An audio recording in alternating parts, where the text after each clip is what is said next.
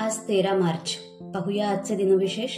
आजच्याच दिवशी 1781 रोजी जर्मन ब्रिटिश संशोधक विल्यम हर्शेल यांनी युरेनसचा शोध लावला.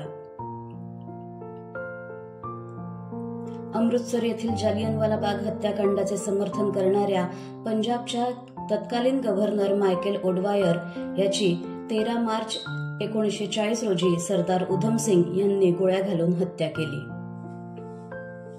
13 मार्च 1999 रोजी कोयना जलविद्युत प्रकल्पाच्या 4थ्या टप्प्याचे उद्घाटन करण्यात आले.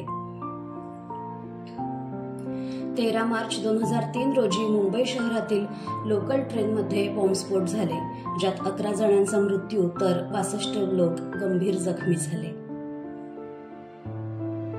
संस्कृत विद्वान, प्राच्यविद्या संशोधक, महामहोपाध्याय डॉक्टर वासुदेव विष्णू मिराशी यांचा 13 मार्च 1893 रोजी जन्म झाला. पेशवा येथील मुत्सद्दी बाळाजी जनार्दन भानू उर्फ नाना फडणवीस यांचे 13 मार्च 1800 रोजी निधन झाले. सुप्रसिद्ध सतारवादक उस्ताद विलायत खान यांचे 13 मार्च 2004 रोजी निधन झाले.